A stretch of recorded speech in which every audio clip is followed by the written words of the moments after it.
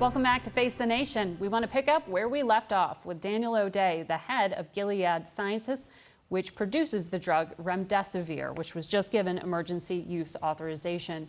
I want to pick up on this. You said the supply of 1.5 million doses of remdesivir has been donated to the government. That's enough for what, 150,000 patients or so?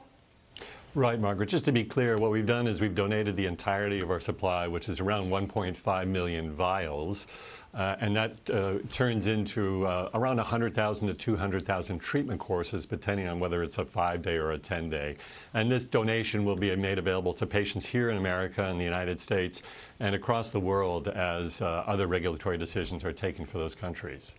This drug is clearly going to be in demand since it's the first sort of promising development we've had. You were at the White House. Has the Trump administration talked to you at all about using the Defense Production Act to somehow mandate that you prioritize the U.S. market over foreign markets? Yeah, let me say something on the supply and the demand, because, you know, I'm so proud to work with the scientists at Gilead that that quickly moved and mobilized themselves in January, long before we knew whether the medicine would be available, to increase the supply. This is a long supply process. It used to take around 12 months, and now it takes around 6 months. And because of the steps we took in January, we'll have significantly more supply in the second half of this year to serve the suffering and the human needs out there. We've been working very closely with the U.S. government, with other governments around the world. And in terms of the allocation question, I think we're aligned with the U.S. government to both serve the patients here in the United States and then to be able to also make sure, as a global company based here in the United States, that we can serve other countries around the world as well. We've had very good dialogues with the government, and that's going well. So they haven't talked to you about mandating the U.S. market be prioritized or taking it for the stockpile, for example. You can still export it. That's correct. We have been exporting for clinical trials and for compassionate use thousands of treatment courses, and our collaboration with the government has been such that we've been very transparent with them here in the United States, and we have a good relationship on future allocation. This drug you have to get through an IV right now, so it works for hospitalized patients.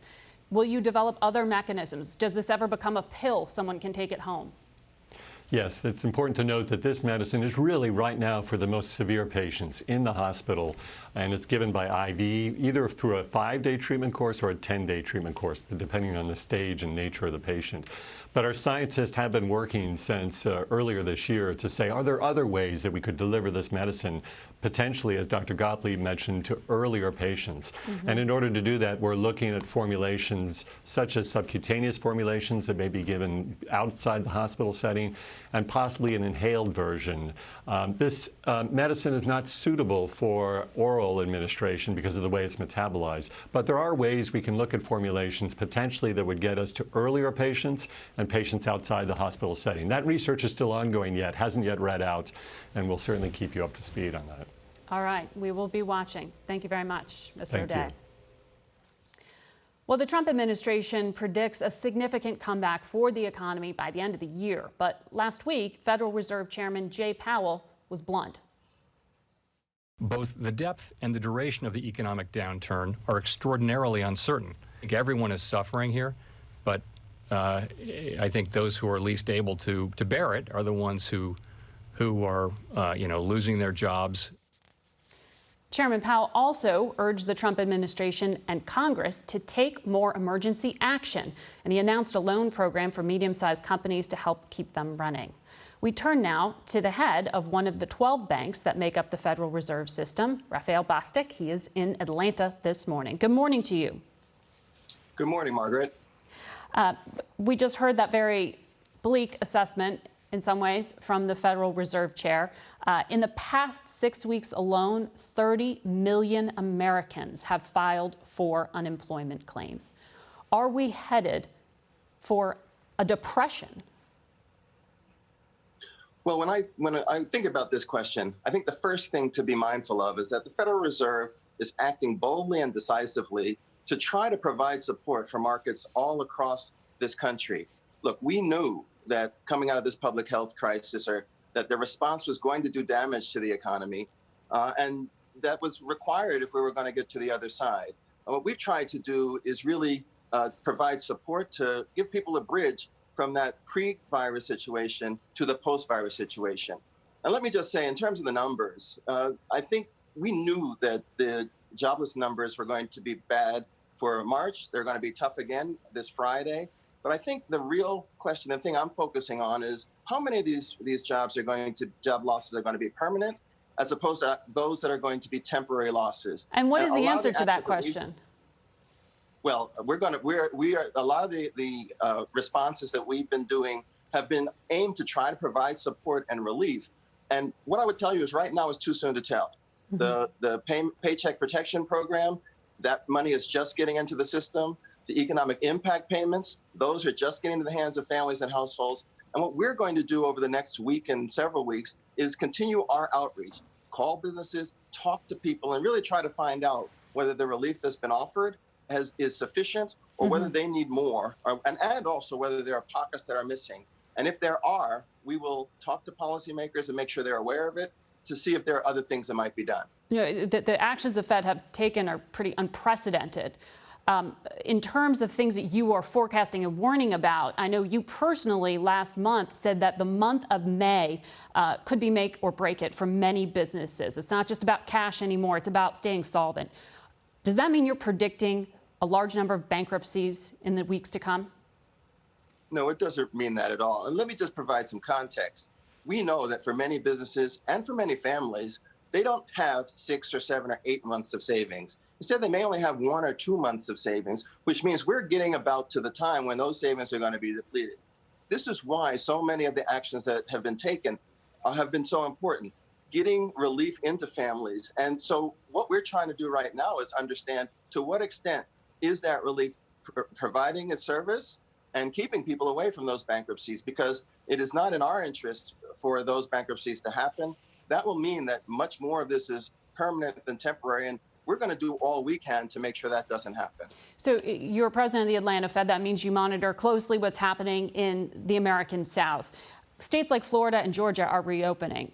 What do these initial days and weeks indicate to you? I mean, just because consumers can go out, does that mean they're actually going out and spending? Well, we've talked to a lot of folks, a lot of consumers and a lot of businesses. And what we're hearing is that many are actually being quite thoughtful in terms of how they're approaching this. You know, one of the things that is very important as you look through the South is that the virus is presenting itself differently in different populations. We know that African Americans are being hit much harder by this. And so the response of how we reopen the economy has got to be thoughtful. What I've been encouraged by is that many businesses that have the option are choosing not to do that. We have talked to a number of leaders of important and small businesses who say, we're going to keep doing if we're a restaurant, our curbside delivery. We're going to keep doing our social distancing to try to make sure that as we open up, we don't do it in a way that adversely impacts the population and leads to another spike in terms of infections. The Fed chair was clear that he is watching closely what's happening in the mortgage market. So many Americans have had to put off their monthly payments. What level of risk is there? You know the housing market. What level of risk is there that we are facing a banking or financial crisis in the months ahead? Well, I was in the government through the last crisis when it was a housing crisis. And fortunately, this is not that right now. What I would say is this, is that there have been some policies. But could it be in the months ahead? Is that what this warning that you're watching closely, the mortgage servicers, is that what you're saying? Well, what I'm saying is that we're going to do what it takes to make sure that doesn't happen. That we know where there are stress points, we know where there are tensions, and if we see those tensions start to get to a higher level, we're going to act, and we're going to encourage policymakers across the spectrum to do that. One other thing I would say is that the banking sector coming into this crisis is much stronger than it was in 2007 and 2008. There's much more capital. Yeah. We've taken a lot of steps to make sure that banks do have resources available so that they are not in that insolvency space. And I'm hopeful that they're going to be able to be part of the solution in terms of extending capital, modifying the mortgages and loans and financial relationships they have with businesses and households in ways that reduces the tension and allows families to be able to forbear for even longer than they can right now. So one of the things that the Fed did this week was say that it'll essentially buy more debt of local governments to help them out. As we've been hearing from governors and local leaders, they're under a lot of financial stress right now. But the Fed chair also said that's basically not, the Fed's job is to lend money, not to spend money. He pointed right at Congress and said it's up to you to do something at this point. What is it that the states need in terms of relief from your point of view, from what you are seeing? Well, first, I would just say, as a Federal Reserve, we stand ready to act as much as we can within the limits of the law. And the chair was exactly right. We have limits as to what we can do and how much support we can offer. I think it's an open question as to how much more is going to be needed. And we're going to continue as we engage with governments in helping them with their financing to understand the depth of that need and then communicate that to policymakers so they can decide how much extra support might be necessary. But for us, we are very much in a situation where we're going to do what we can, what we're legally allowed to do as much as we can, and then take information and get that to policymakers so they can decide the next step. All right. Thank you very much. We'll be right back with Gary Kelly, the head of Southwest Airlines. The airlines are just one of the many industries hit hard by the coronavirus pandemic, with the number of air travelers plummeting 96%. Half the U.S. fleet of planes is grounded, and the planes that are taking off are nearly empty, averaging just 17 passengers per domestic flight. Congress has given the industry $50 billion in financing, either as loans or grants. Despite that assistance, the four biggest carriers reported massive first-quarter losses last week. One of those airlines is Southwest Air. Gary Kelly is the company's chairman and CEO, and he joins us from Dallas this morning. Good morning to you. Hi, Margaret. Is it safe to fly again? It is. We're doing everything possible to encourage people to come back and fly. We're cleaning airplanes. We're requiring masks of our employees and our customers. We're using very deep cleanings every night. We're using electrostatic misters, which will kill the virus on surfaces for up to 30 days. We're exercising social distancing. And on board the aircraft, we won't be booking airplanes full so that people can spread out. So absolutely, we're doing everything we can to make it as safe as humanly possible. And you stop things like food service and the like. I mean, those sound like good measures, but we had a guest on our program last week, Barry Diller, who is a big investor, and he said it's just absurd if you do things like remove the middle seat to have some spacing. I mean, to his point, you still have a confined space. You still have a shared bathroom. You still have people who are walking down the aisle, going to their seat, walking past you. How much risk is there? What do you think the measures you're taking do to offset everything else? I don't think the risk on an airplane is any greater risk than anywhere else. And in fact, you just look at the layered approach that we use. It's as safe as an environment as you're going to find. We're using hospital quality disinfectants, HEPA air filters to make sure that the air is properly filtered and clean. We're not going to remove middle seats or prohibit people from sitting in middle seats, but at the same time, we won't book the airplanes full. If you choose, all the middle seats can be open. So I know you said at one point that what you're going through now was worse than after 9/11, which is extraordinary. But I mean, is the bottom line here that cheap travel is over for Americans for the future, that the business is just completely changing, and that the future is uncertain? Well, sure, the future is uncertain, but right now we're at a low point, and so I just don't think it's right to extrapolate today into perpetuity. Mm-hmm. So we'll get through this, but in the meantime, I think it's actually the opposite. After 9/11, Herb Kelleher was famous for saying that we're all low-fare carriers now, because that's what it's going to take to get people flying, and that is certainly the case today. And I think we're very well prepared for that. We've got a strong balance sheet, we've got a lot of cash, we've got a great business model and a low-cost structure. But we're going to have to fight our way through this, and obviously I'm anxious to see how the travel demand develops here in the summer. It's picking up? Well, I think we've seen the bottom here in April. Each week after the first week of April has gotten successively better. I think May will be better than April was, and I don't think June will be a good month, but hopefully it will be a bit better than May. And then we're looking forward to July and August, and we'll just have to see. There are bookings in place, but those could easily be canceled. So it's really one day at a time. Southwest has taken about $3.2 billion in federal aid. Do you expect to take more? You know, I mean, the first thing is to really thank Congress, the administration, Secretary Mnuchin, Secretary Chao, because what was needed for our country was a lot of liquidity. And the CARES Act was exactly what we needed to avoid a really serious depression. We've applied for another government loan. I don't know that we'll take it. I think what the government has done for us with this CARES Act is it really has opened up the capital markets. A month ago, we couldn't have borrowed money, we couldn't have raised equity, and we were able to raise $6 billion last week. So I think that we've got what we need to see our way through, but if we have to seek another government loan, we will do that. We have until September to make that decision. And we know because of the first round you took that you can't lay off anyone until after September 30th. That was part of the CARES Act provision. I know, though, you recently told employees that if business doesn't pick up by July, that you'll become a dramatically smaller airline. What does that mean? Are you laying the groundwork for job cuts? Well, you know, I think you summarized it well with your comments. The planes are virtually empty, and we've got at Southwest alone, we've got close to 400 airplanes that are parked.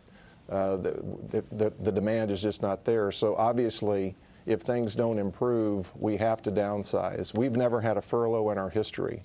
We've never had a pay cut in our history, and I'm extraordinarily proud of that.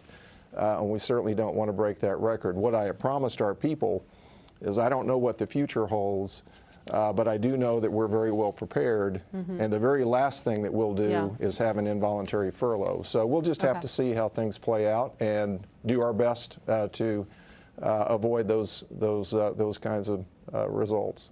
Thank you very much for your time. We'll be back in a moment. It's 6 months until Election Day, and there is news from the campaign trail. Presumptive Democratic presidential nominee Joe Biden publicly denied a former aides accusation that he sexually assaulted her in 1993.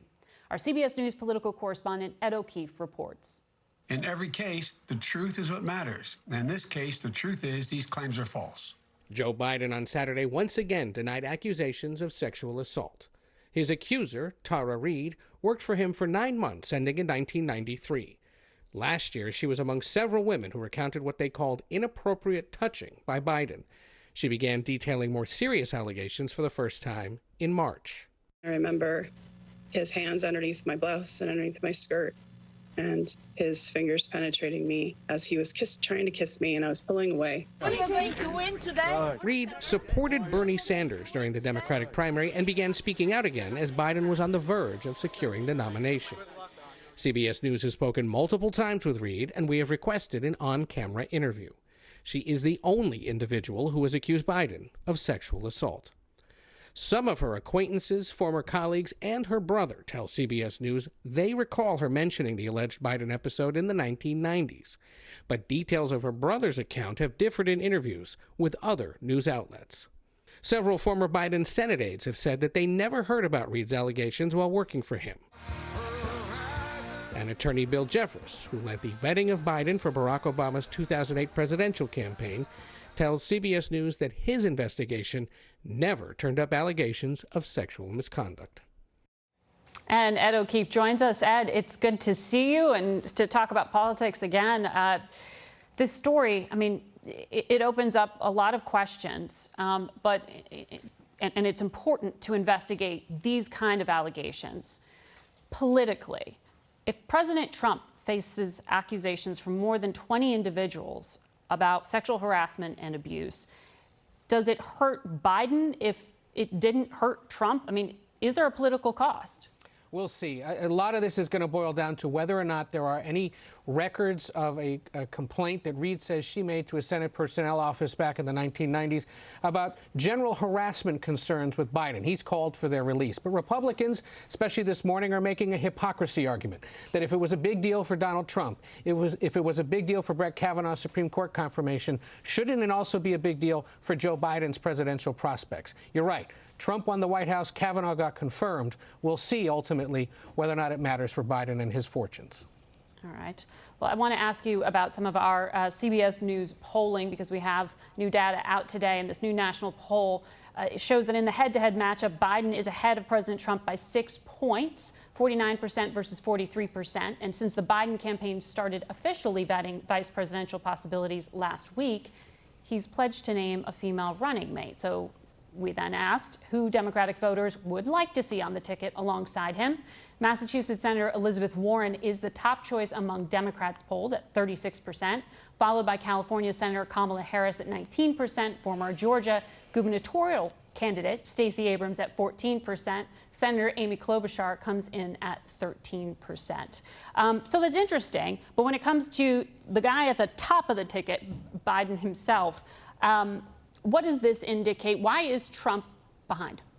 Well, he's always been either pretty much tied or very close with Biden in head-to-head matchups, and he is now nationally as well as in a lot of these battleground states. Part of the issue here is the economy. He wanted to run on a strong economy. He can't do that anymore, and if the economy continues to crater, it's going to be really difficult for him to continue making that argument. Well, and it's difficult to campaign, period, these days.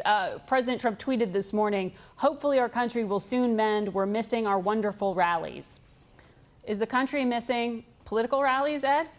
Well, look, the president may be itching to get back out there, but a new poll out this morning, our new poll, finds that voters say they're seeing the president too much. Just 11% saying they're seeing the president enough. And while Biden has been holed up in his Delaware basement doing TV interviews and holding virtual rallies, voters say they'd actually like to see more of him. 47% say they'd like to see him more often. Perhaps the good news for both of these men, they like to campaign. They're strong retail politicians. An overwhelming 84% of voters in our poll say that just because they're not out there doing rallies won't affect their final decision. In other words, voters telling the candidates, it's okay, stay home. And there is nothing typical about this race this year at this moment. Not at all. Ed, I know you'll be watching it closely for us. Thank you. We'll be right back. That's it for us today. Thank you all for watching. Until next week, for Face the Nation, I'm Margaret Brennan.